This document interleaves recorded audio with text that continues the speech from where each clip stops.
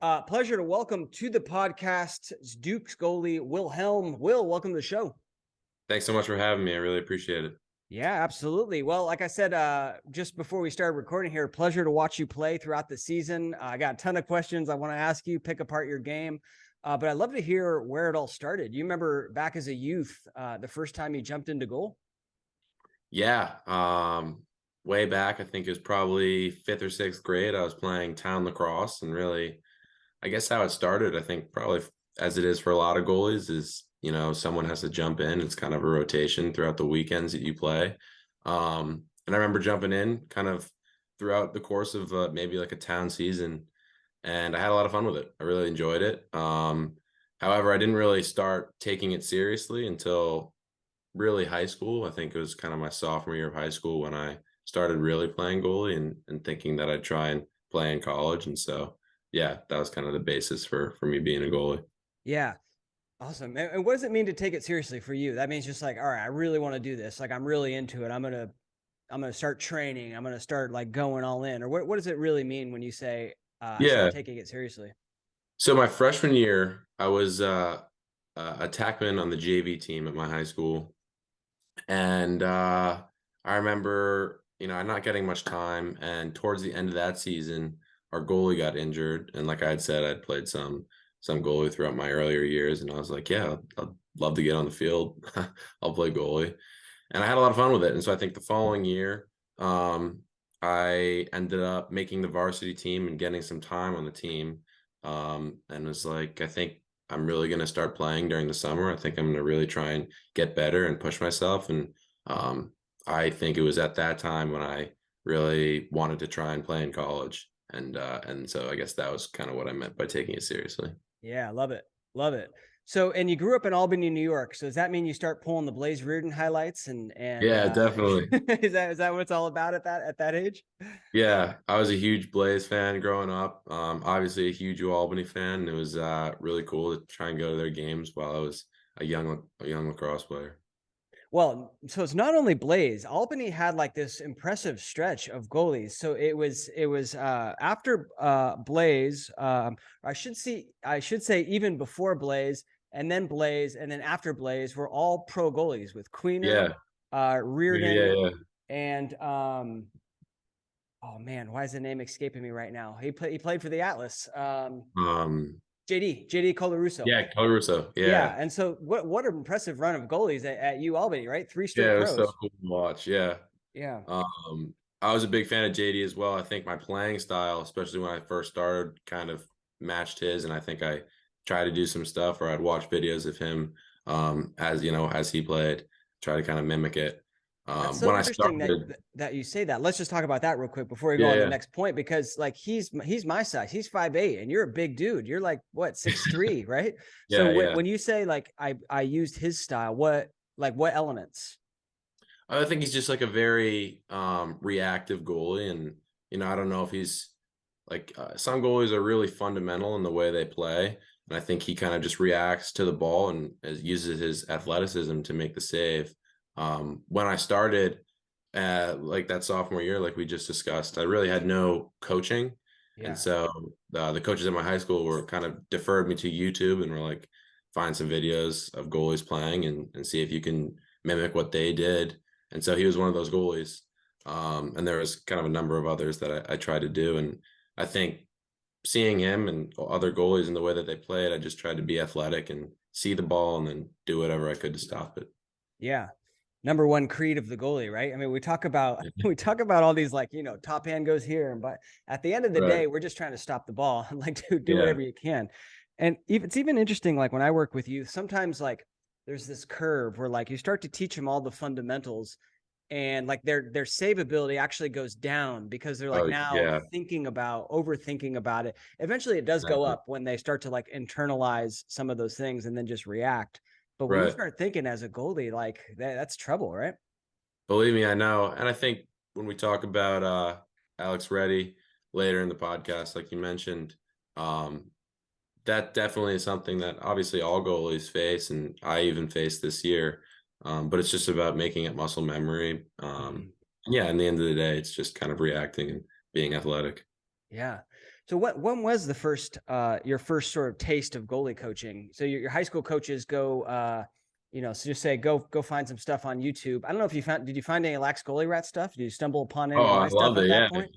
Yeah. I've been watching it for so long. I can't even go back and say how long I've been watching it, but it was awesome. I think this was a really cool outlet to have. And I guess in high school, I kind of had limited coaching. And when I went to St. Lawrence, it was kind of more formal there. Mhm. Um, Yet it was kind of on my own, kind of figuring out what I liked best and what worked best for me. I was really fortunate. I had one of my best friends at St. Lawrence and roommate, his father played goalie and was a huge goalie fan. He was a goalie coach and a huge proponent of yours. And so I was really fortunate to have him kind of being able to talk to him throughout my time at St. Lawrence. And I would say that he really helped me a ton as I kind of established um, my style. I think coming out of high school, I really had no style. I really didn't know what I was doing in a lot of ways and kind of found myself guessing on a lot of shots. And he really helped me solidify my stance and positioning in the net. And so I was really fortunate for that. Yeah. And then obviously when I went to Duke, I had Coach Reddy. Yeah, who I want to talk about quite a bit. But before we Mhm. get there, what do you say to a young goalie who you see guessing? So, you see a young goalie and out there, and they're just clearly guessing on shots. Like on a lot of shots, Yeah, they just go the wrong way, or like, yeah. they go down to their knees and the ball goes high, right? So you can kind of tell like they're not seeing it. What do what would you say to that young goalie? I mean, it's an issue that every goalie faces, and I can even feel myself, even this last year at times guessing. I would say it's really just being confident in your abilities, Mhm. and drilling kind of your taking your reps and drilling in practice and internalizing the shots that you make or the shots that you save.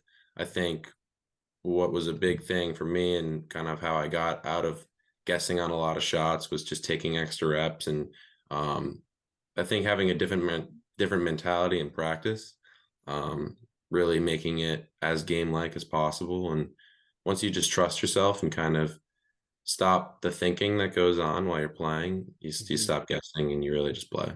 Yeah. Yeah, and just I think too, like like knowing that being patient and knowing Yeah, that like the ball's going, at the college level, let's say it's going 90 miles an hour, but like you still have tons of time. exactly. Like I watch Yeah, a lot of very slow motion, high def saves, right? And they'll shoot at 90 miles an hour, and it's like frame, the ball's traveling, yeah, and the goalie still hasn't even moved.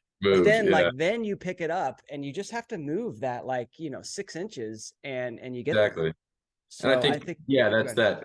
that trust aspect. You do have a lot of time, and really it is just seeing the ball and reacting.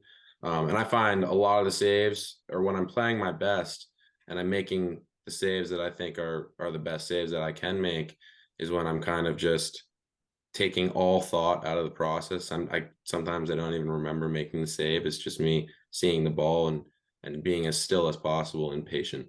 Hmm. Awesome. Well, we're gonna watch some saves later. I hope you remember those ones. We'll see. We'll see. We'll see. Right.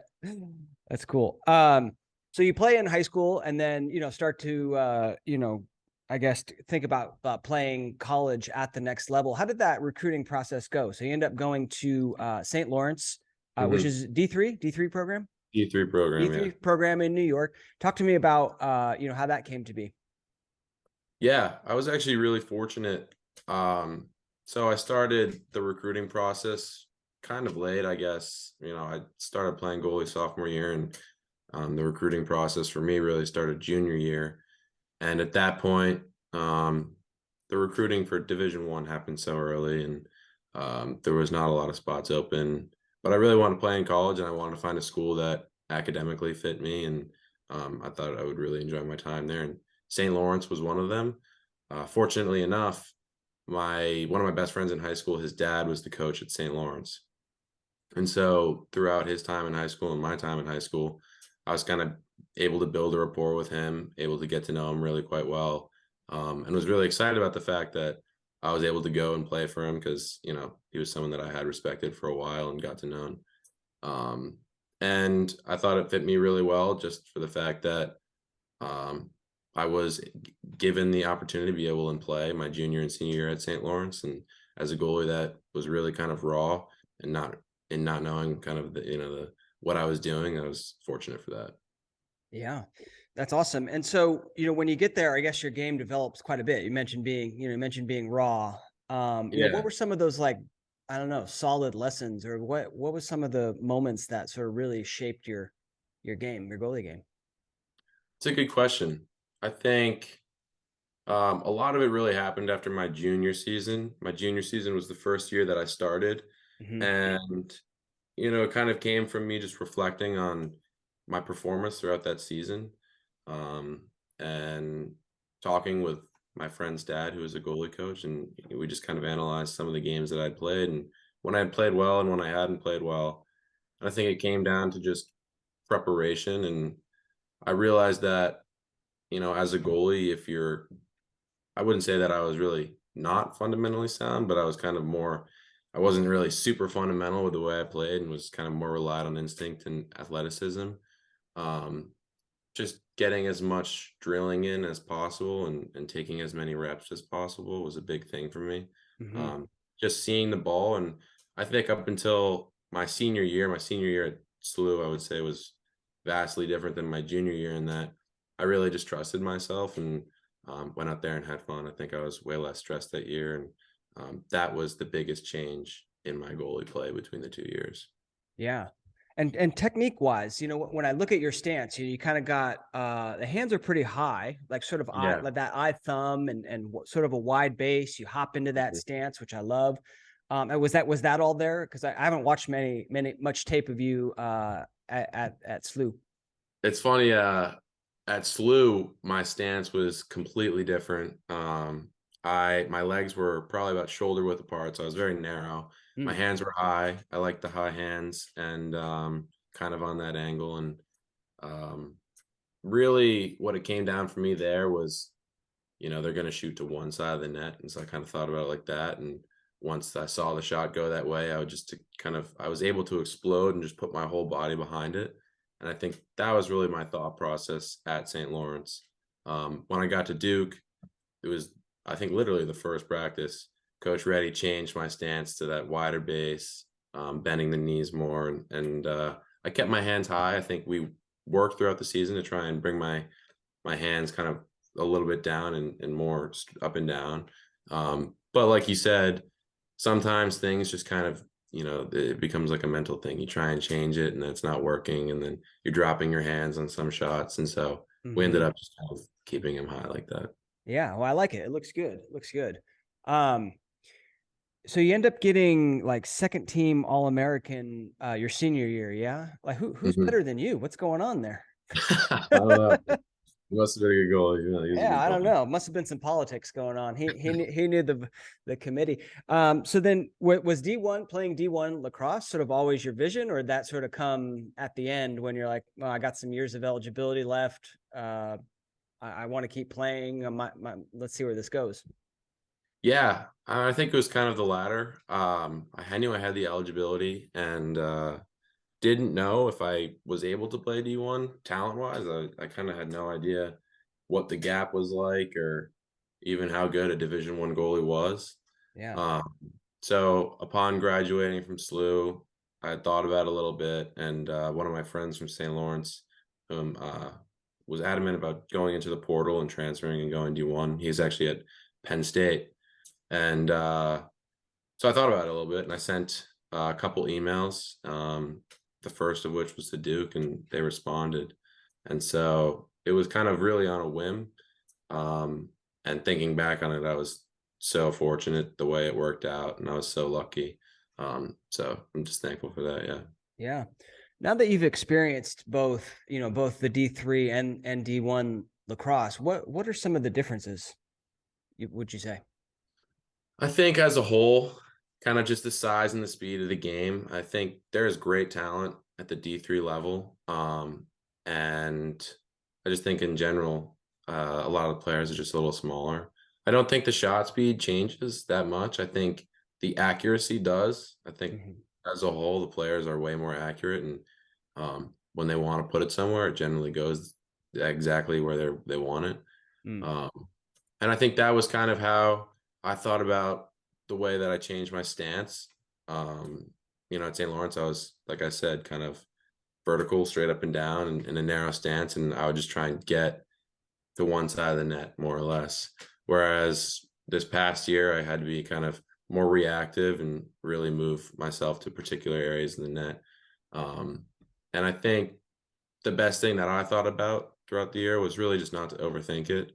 In the end of the day, it's a little white ball and it's the same 6x6. So um, goalie is easy to psych yourself out, but the more you can just simplify it, the easier and the better. Yeah. Yeah, I know exactly what you mean about, that mental thing, that mental challenge of am I good enough to play at Hmm. that level? I think that's something that a lot of goalies think about, or a lot of goalies go through, like when you're going up in level. Um, Totally. what were some of the mindsets, or what were some of the lessons, or was it just the fact that, all right, once I got out there and saw these shots, I realized that, all right, same speed, maybe a little bit more accurate, but I can make these saves? Or what kind of helped you overcome that hurdle?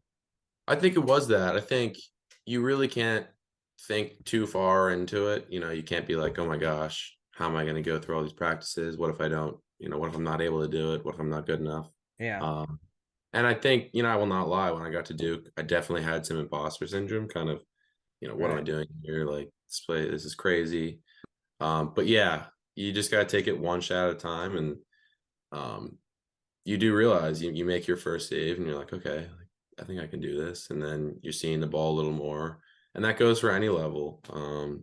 I remember coming, after playing JV and then going to the varsity practice, I was like, whoa, like, can I do this? But, you know, it's the same sport, it's the same ball, the same size net. Maybe even if they do shoot it harder or better, you're able to adjust and you'll get better eventually. So I think it's just kind of thinking about it like that. Yeah, love it. And then you make a save off of Brennan O'Neill, and you're like, man, I got Yeah. this. Like, I'm set, right? Yeah. I think it was one of the first practices we did this drill and Brennan just hit me like right in the gut. And I remember everyone was like, oh, but I was just so excited. I was like, all right. Yeah. You're like, you don't know what this means to me. Yeah. I've got it, dude. I'm Yeah. good. That's awesome. What is it like facing him on a day in, day out basis? It was really cool. I think you get so fortunate as a goalie going against talent like that. You just have the opportunity to get so much better. I mean, Hmm. I think the whole Duke offense, all the players are really unbelievable. And he kind of sets the standard. He's always out there shooting and he's an unbelievable player. And I think that has helped everyone on our team. So it's really cool. Yeah. I remember I interviewed the Boston College goalie on the women's side like a year ago. Mhm. And she was talking about, like, I was like, what was it like playing with Charlotte North? Thinking like Yeah, she's a great teammate, she's a great scorer, legend. And she's just like, oh, I just like going up against her. I know that like when I go in the game, I'm not going to see any shots like that. So it's like this awesome exactly. practice every single day. I'm facing the best shots that there are, right? Exactly. Yeah. So awesome. So you go to Duke, right? Awesome. And were you recruited by Alex? So he was already there, because I know this is his first year working there. Was he part Uh, of that recruiting process? Um, I knew he was going there kind of after I had ended up going, Got it. but it wasn't. It was more through defense coordinator, Coach Caputo, um, and it was really abrupt. I remember sending Coach Caputo an email, and he responded maybe within 10 minutes, something like that. And then throughout the rest of the process, like a month or so until I got to Duke, it was speaking with him and then Coach Janowski. But I hadn't met Coach Reddy until I got to Duke in the fall. Got it. Talk to me about working with Coach Reddy. I've had him on the podcast. He's presented at the Goalie Summits. Just an amazing. Mhm. I love the way he thinks about the position. Amazing goalie mind. Um, Talk to me about working with him and some of the main things that you learned. I mean, I was so fortunate to have him. He is awesome. And I can't say enough about him.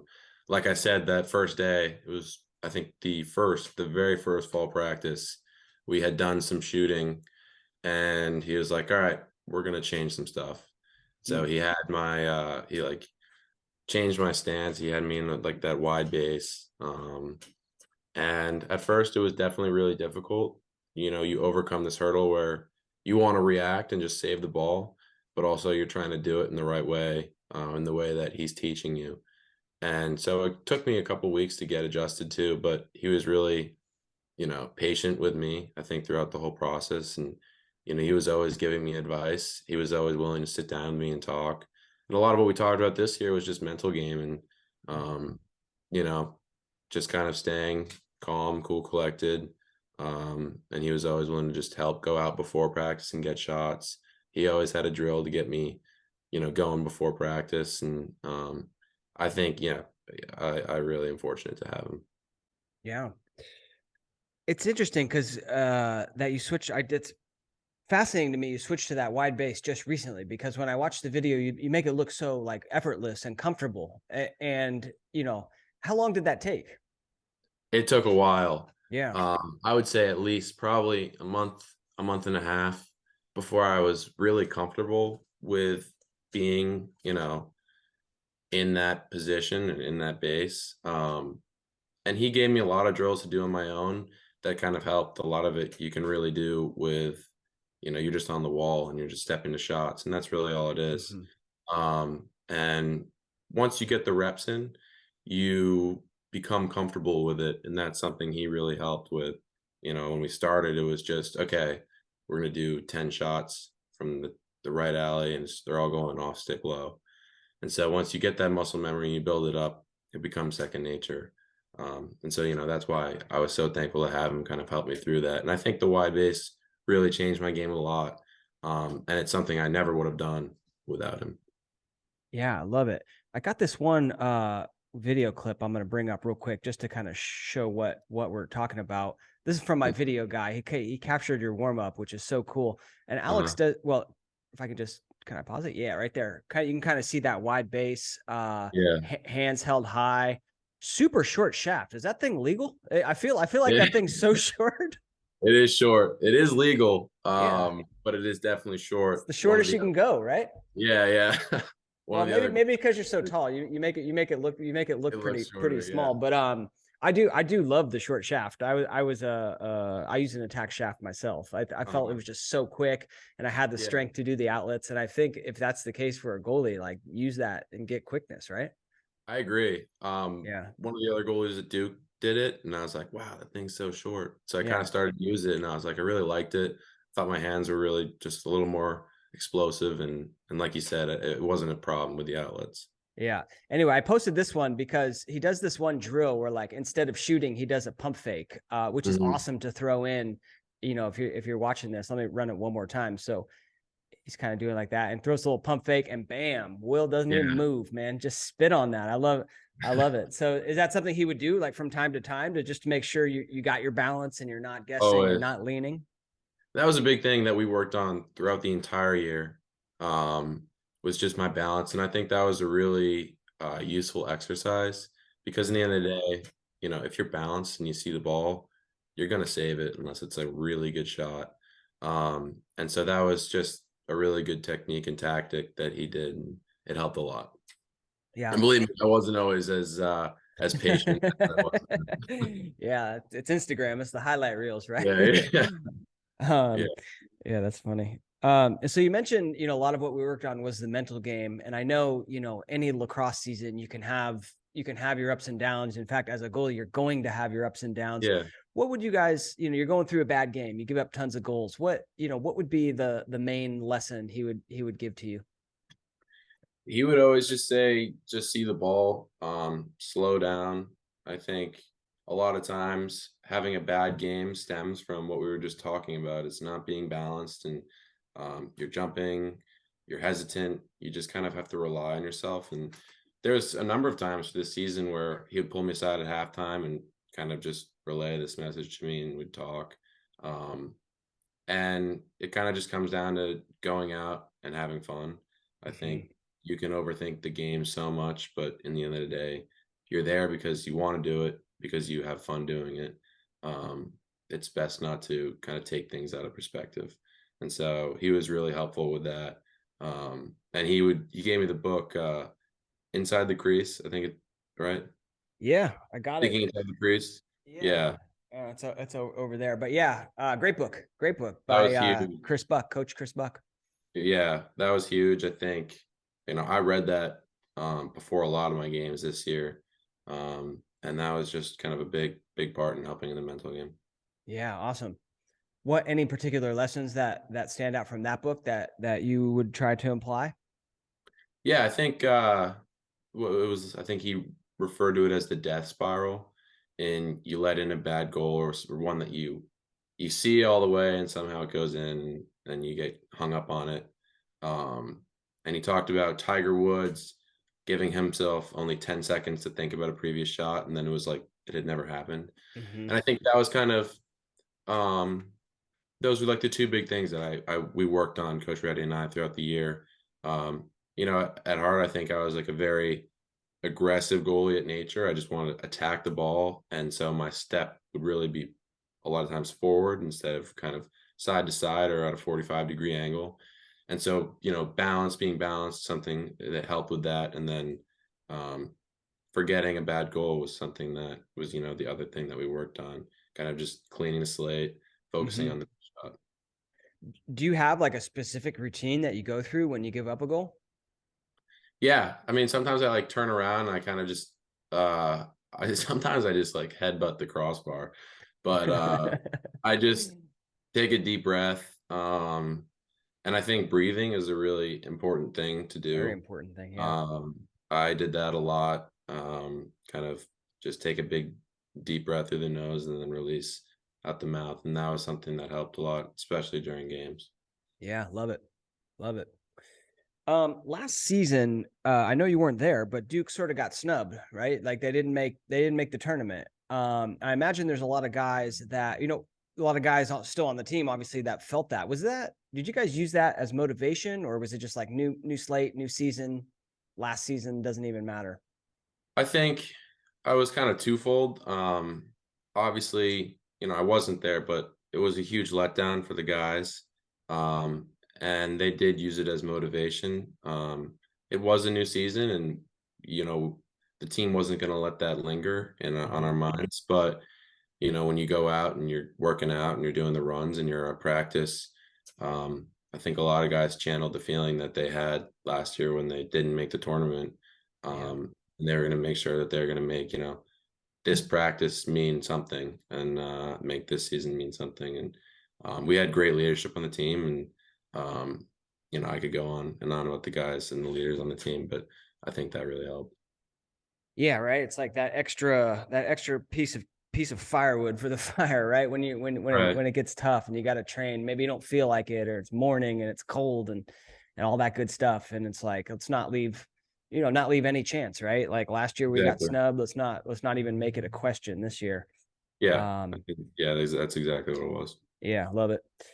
And you guys had a phenomenal run. Phenomenal run. It was Awesome. awesome. Talk to me about obviously your first Division 1, NCAA tournament experience. Hmm. How do you, as a goalie, not let that overwhelm you? Because I know a lot of goalies get into those, the biggest crowd I've ever played in, or most rambunctious Yeah. environment I've ever seen. How do Yeah. you remain calm in that sort of scenario for you? It was definitely difficult. And I think there's a couple times, I think the first half when we played Delaware in the first round was kind of a crazy moment for me. Um, and you really just got to realize that it's just another lacrosse game and you're out there. You can't think about what's on the line.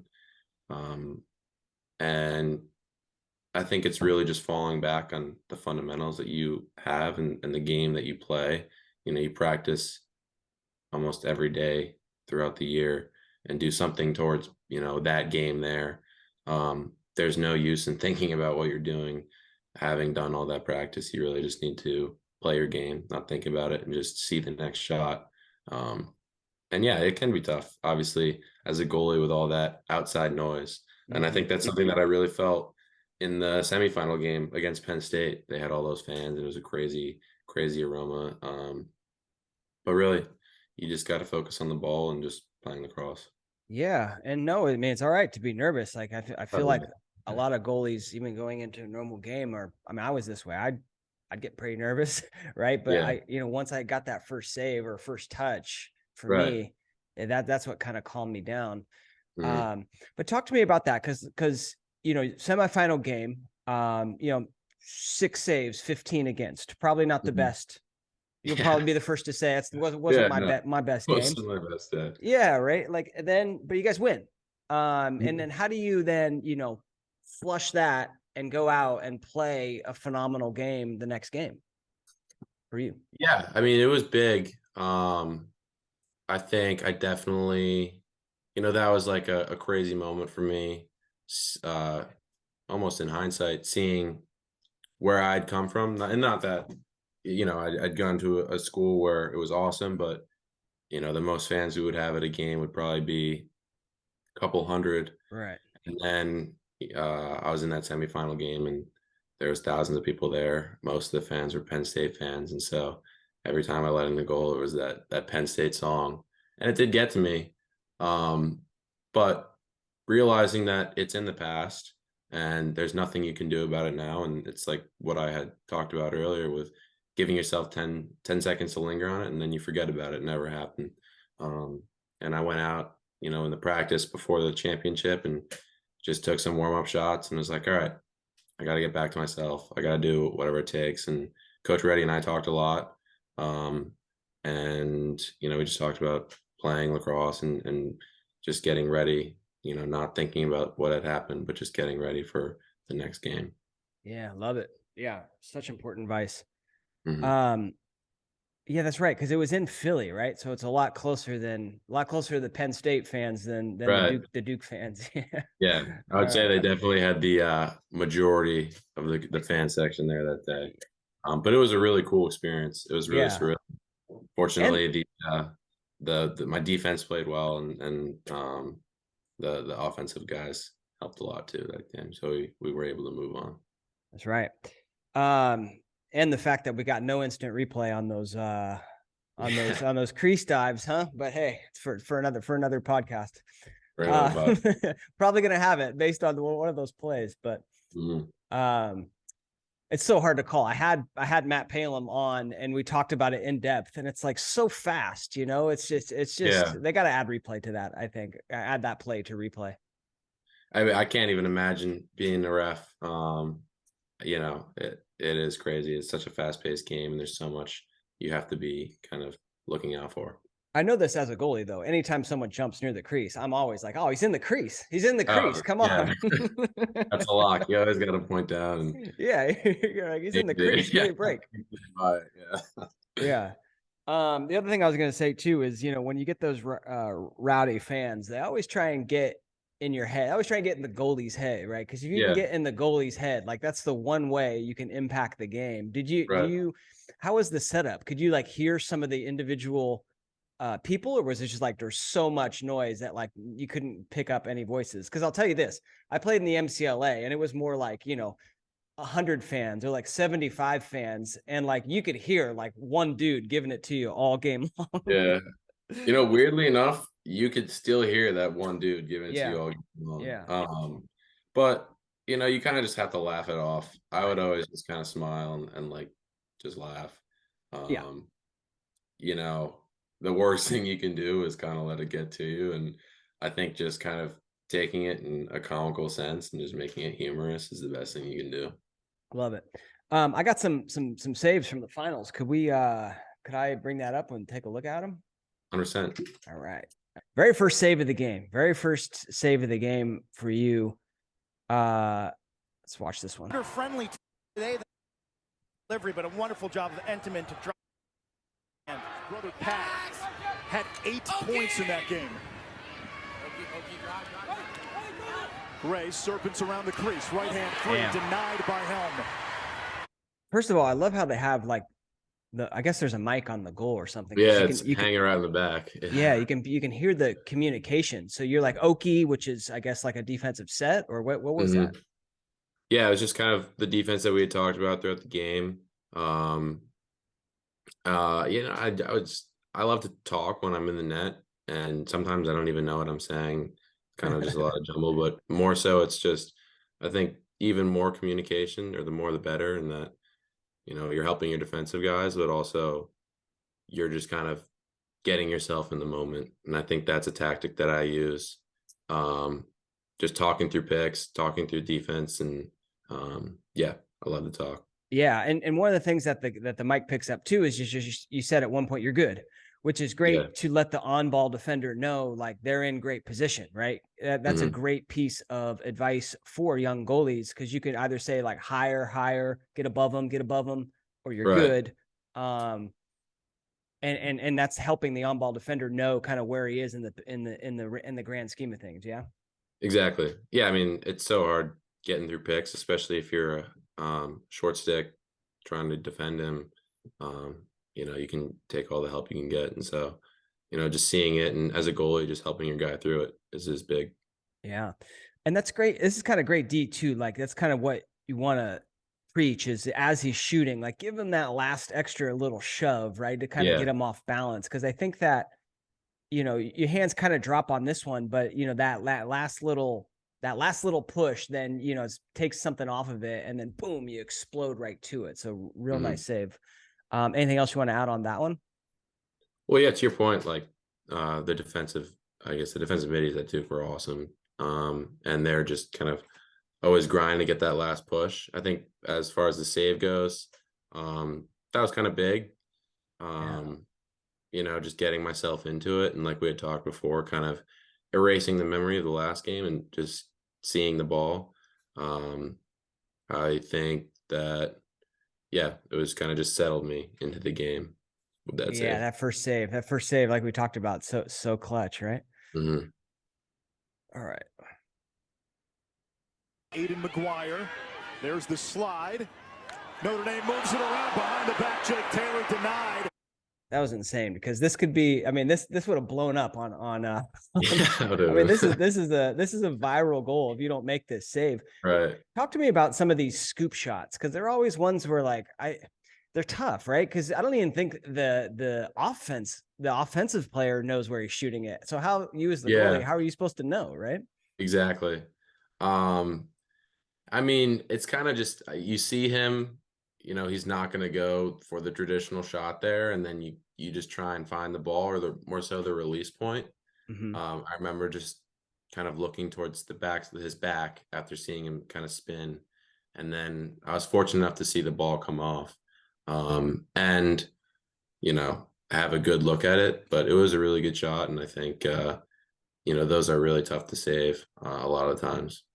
That is a really good shot. I mean, that thing's going like far corner, exactly where you're not. And it's an even better save. You just explode. And one thing that I love, that I think all goalies should, young goalies should take notice of, is, watch where like you set up, like, you're sort of on the line, right? Maybe like a step above the goal line, and then watch where you finish. I mean, it's literally outside of the crease, right? That level of explosion is something that I love personally.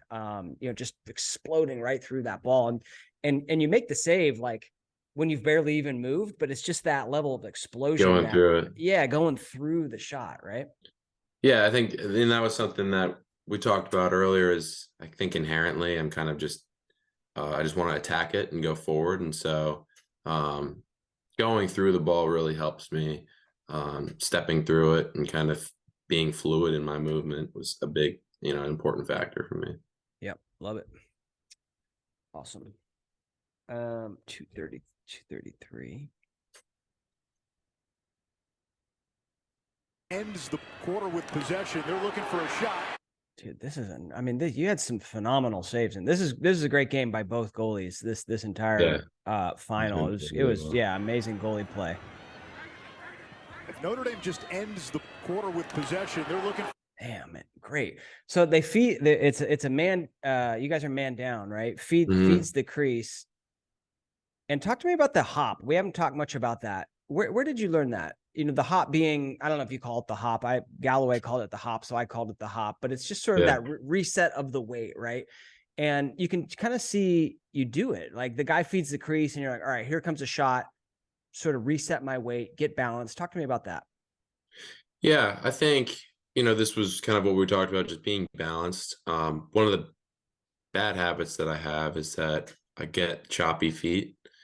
And so something that Coach Reddy and I would worked on is kind of setting myself in a position in the net.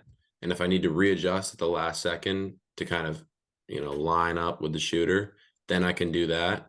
And this kind of negates the choppy steps. And, when you're moving all the time and you're stepping, there's like no way you're going to make the save. And so that was kind of my thought process in it. I know they had a good look at it, but if I could just kind of jump, set my feet, and be able to be balanced and just kind of explode either way, that was going to give myself the best chance at making the save. Yeah. And this is definitely an inside shot. I don't know how far away he is. I'm actually a big fan of the football lines on the field. Some people are not. Are you? Yeah. Some people are not. Yeah. I love them because then I can know exactly like how far away the guy is when he shoots. But I don't know. Let's say he's 8-9 yards, right? So he's pretty close. Is this a read him and beat him type of situation? Like, like he's just going to fire as soon as he catches it. And I'm going to sort of read that body language of where he's shooting. Or are you still sort of reacting to this one? I was still sort of reacting. I think, I tried to stay as still as possible. And, right when I made the save with my left hand. So it was like my bottom hand, but my stick was going down. So, I had to fight it off. It wasn't a clean save. And I think that stems from the fact that he's close and you just kind of have to see it and react. You don't get a great look, but being as patient as you can helps. Because, it's easy to guess that side thinking that, with a lefty, he's going to put to the far side. But if you're stepping that way before he shoots, and he could easily just put it near side. And so being as balanced and as still as possible was kind of just the thought process. Yeah. Love it. So off the glove. No, I was going to ask you where I thought we were going to have a bruise on that one, but no, off the glove. Yeah, right. It was off the knuckles. Off the knuckles. Yeah. Love it. Are you, one thing I don't see, and it could be off camera, but you seem like a pretty even keel kind of guy. Cause I make a save like that personally. And I would be I'd be given some sort of hand pump gesture. Like that's just kind of how I play, but you seem more even keel. Am I right in that or no? I try as best I can to stay even keel. I mean, it's easy to get really excited. And, I think that some of the things the thing that I've worked on throughout, especially this past year is, when you get really excited, sometimes you can ride that wave and play really, really well. However, if you're kind of really down, it kind of works to the opposite effect. And so, I think more of it's just a sigh of relief and kind of move on and make the next play. There you go. Not to say I wasn't excited. I was definitely excited to make a save. Yeah, and that was a great save. All right, 245. Thank you. Looking to get inside. Richard Deli feeds inside. Taylor turned away by Helm. The Kaiser, William Helm. Now what do they call you? The Kaiser with a the Kaiser. I'm not really sure where that stems from. We kind of joke about it in the locker room too. I don't know what they're saying, but the Kaiser with a K, I guess, or the Geyser with a G, like a. I don't. I think it's a K, but it could be a G. So they just started calling you that nickname, and no one else calls you that. No one else called me that. That's just their thing. They're just trying to start a nickname. You can't do that. Come on. Yeah. All right. Anyway, great save right here. So now, like, this is sort of a continuation of that play we just watched, right? It's kind of the same play. What instead of turning to shoot, like everyone realizes, all right, he's going to turn and shoot. We're going to crash, and bam, finds him wide open on the crease.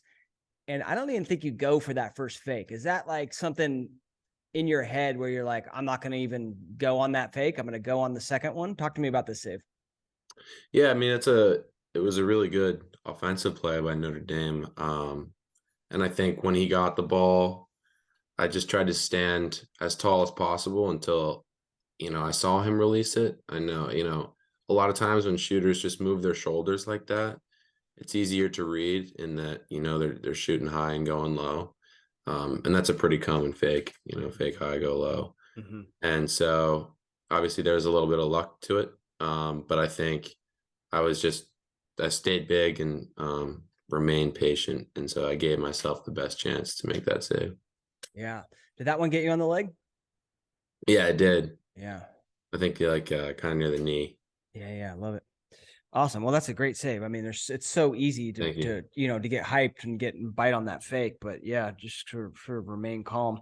And do you watch tape on these shooters? Like how much tape do you watch going in to this game? I watch the tape that we watch as a defense, and obviously I'll watch some of their earlier games before we play a team. I like not to really analyze a shooter.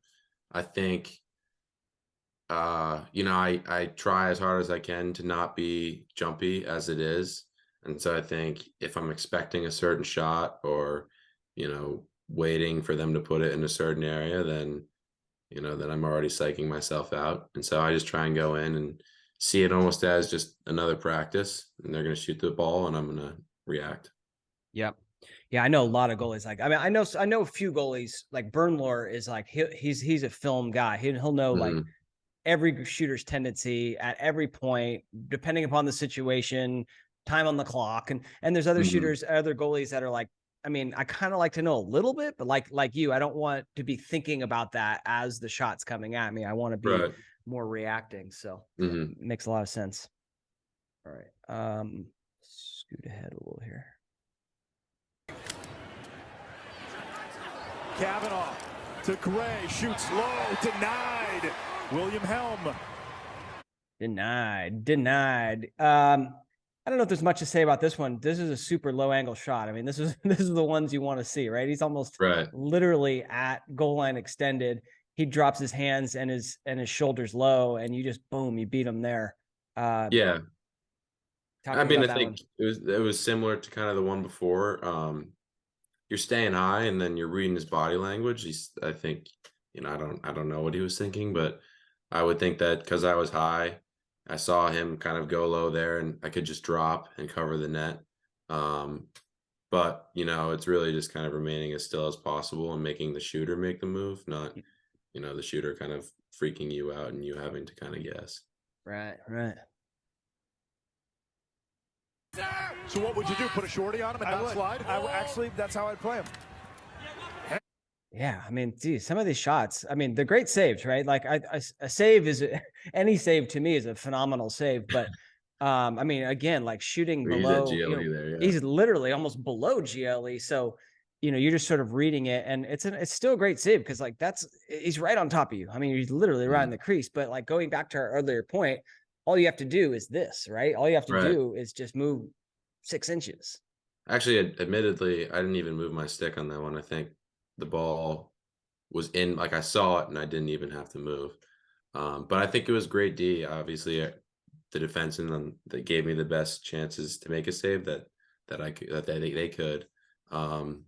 And it was a good look, but I think just staying tall, and fortunately it was kind of right in the breadbasket.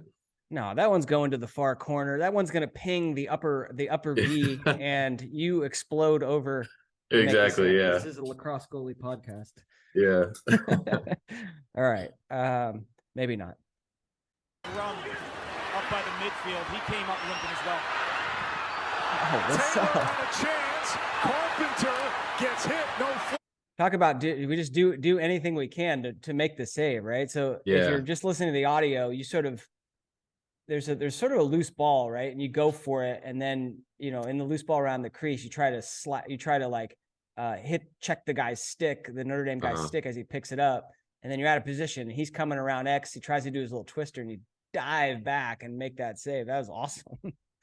That was awesome yeah, that was, I think, I don't know what I was doing going out of the net, but I was just glad the ball didn't end up in the goal. Yeah, I mean, what's going through your head at that point is just like, I mean, I guess not much, right? You're just sprinting back to the goal and then reacting to the shot, and you kind of see it and make that diving save. Yeah. I remember the ball kind of trickled out before I dived out of the net, and I had it in my stick. And then it kind of just like rolled out, and I saw it there, and I was like, oh, I can't let him get it. So I went for it, and then as he was coming around, it was kind of obvious that he was going to shoot it right there. And so as I saw it come out, I just kind of dove. and luckily it was within reach. So There you go. yeah. Diving save. Love it. In the finals, in the NCAA finals. Let's look at one more save here. Pat Kavanaugh to brother Chris going upstairs. Helm with a huge save. Just enough, right? Yeah, right. Just Actually, enough. I felt it hit the top of my stick, and there was a moment where I didn't want to turn around because I thought it went in, but I think it hit the crossbar after that. Yeah, it did. It did. How many is that a new stick? Yes. Okay. I think I got it right before the weekend. Yeah, it's so funny because like the shooters shoot so hard, right? And that lacrosse sticks look so funny at the moment of impact. Yeah. Have you played with the Eclipse 3, the newest? I don't think they're gonna call it that, but have you played with the newest version? I haven't. I didn't even know there was a new version. Oh, there's a new version, baby. There's a new Really? version coming out soon. I gotta get on that then. Supposedly like the stiffness is kind of like the main thing that they're working on. So Oh, that's awesome. yeah, so like the idea being if it hits the top, I mean, we make the save on this one, but a lot of times like what happens is that thing folds over so much that it just goes into the goal, right? Right. And that's the worst as a goalie, getting so much meat on it and having it I feel go like in. I had it and then it ends up. Yeah. Anyway, yeah, you just get enough on this one and make the save. That's such a cool angle. But yeah, you can kind of see yourself turning around being like, oh man, is it in? Yeah. I was just waiting to hear the crowd's reaction. Right. But you're right. I mean, it is annoying. I think the only thing more annoying is getting hit in like the leg and then it goes in. That's oh man, that's the worst. Charge. That's the worst. Well, Will, thank you for going through that. That's tons of fun talking through some saves there. Obviously, game doesn't turn out in your guys' favor, but phenomenal season, and congrats on your success. Thank you so much. I appreciate it. Now you got another year, or are you done at Duke? I'm figuring it out now. We're kind of just talking with the coaching staff and figuring out kind of the schooling aspect of it. But yeah, going through it now. Man. Well, I hope to see you back out there for another year. I'll be honest. Thank you. I appreciate it. Yeah. Will, thanks for coming on. You mentioned you're in the Albany, New York area this summer. So if folks want to hit you up for some coaching, you available? Definitely. Right. I'd love to help out in any way I can. Thanks for having me on the podcast. I really appreciate it. For sure. If you had to leave the goalies out there with a final piece of advice, what would that be? Just have fun with it. I mean, you're out there to play a sport you love, a position you love, and you're saving the ball. Don't take anything out of context and just focus on the next shot. Love it. Will, thank you so much. Thank you. Great to talk to you.